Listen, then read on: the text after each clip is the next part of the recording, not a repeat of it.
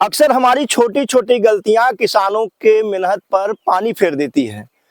अक्सर गर्मियों में जब तेज पछुआ हवाएं चलती है और तेज पछुआ हवाओं के दौरान एक छोटी सी चिनगारी किसानों के खून पसीने से तैयार की गई फसल को जलाकर खाक कर देती है। उसी के साथ गांव और घर भी जल जाते हैं, अपार जनधन की हानि होती है। हमें इस तरह की हानि से बचाने के लिए छोटे छोटे जो गलतियां करते हैं उसकी तरफ ध्यान देना होगा।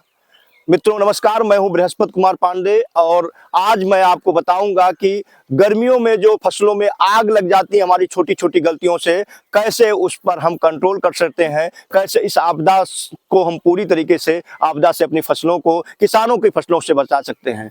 हमने अक्सर सुना होगा कि दमकल की हूटर बजाती हुई गाड़ियां सड़कों पर दौड़ी जा रही हैं और जब पता चलता है तो जब तक गाड़ियां पहुंचती हैं तब तक सैकड़ों हेक्टेयर, सैकड़ों एकड़ फसल जलकर खाक हो चुकी होती है। और होता कैसे है, अक्सर हम बीड़ी सिगरेट पी करके उसे बिना बुझाए ही फेंक देते हैं।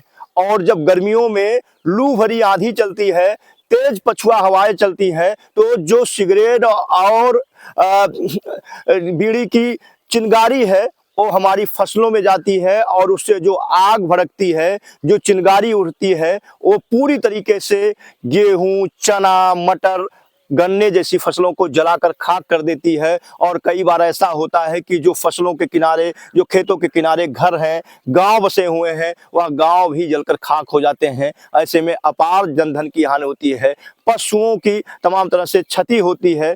तो हमें ऐसी गलतियों से बचना होगा। ये पहली बात हम आपसे गुजारिश करेंगे कि तंबाकू से बनी हुई किसी भी वस्तु का प्रयोग ना करें।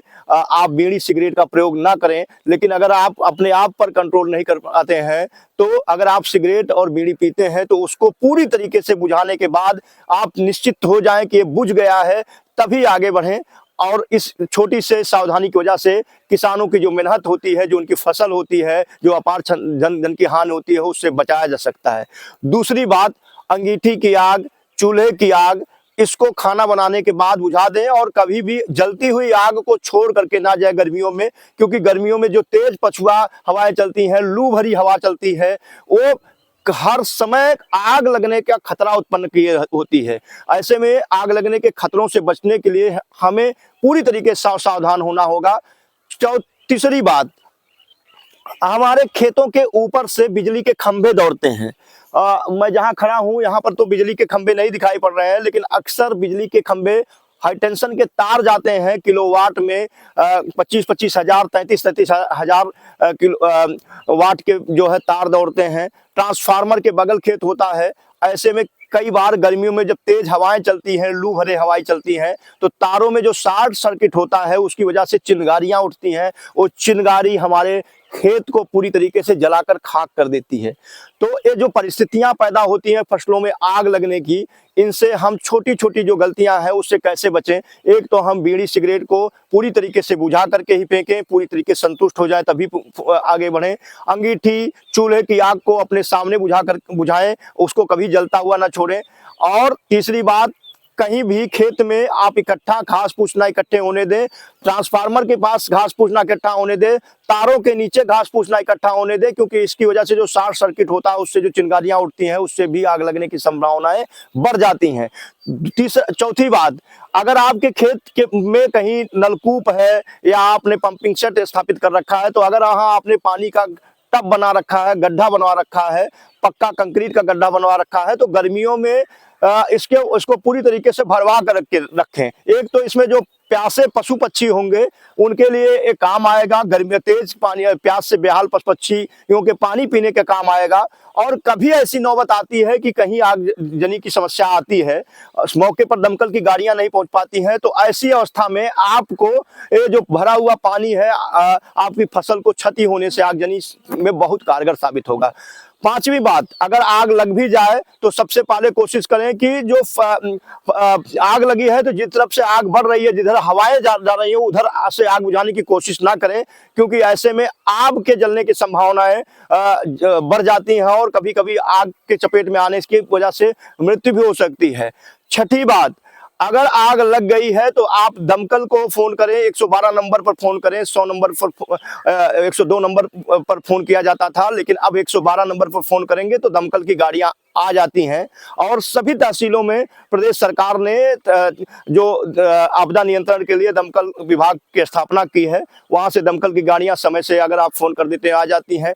आपके आसपास जितने भी जल स्रोत हैं उनका उपयोग करें और उल्टी दिशा से करें जिधर आग नहीं बढ़ रही है, और कोशिश करें जिधर आग बढ़ रही है अगर उधर आबादी है, उधर पशु पक्षी रहते हैं, उधर मनुष्यों का बसाव है, तो पूरी तरीके से उस तरफ से उनको हटा दें, खाली कर दें ऐसी स्थिति में, क्योंकि जो जन धन की हानि होती है उससे उसका बचाव किया जा सकता है। लेकिन सबसे बड़ी जो हम आपसे गुजारिश करेंगे जिसकी वजह से सारी समस्याओं उत्पन्न होती है, बीड़ी सिगरेट, आग की चिंगारी, बिजली का शॉर्ट सर्किट, ये सारी जो समस्याएं हैं, इससे बचाव के लिए मैंने जो बताया कि सिगरेट बीड़ी को बुझाकर फेंकें, अंगीठी और चूल्हे की आग को बुझाएं, तारों के नीचे ट्रांसफार्मर के पास घास फूस ना इकट्ठा होने दें।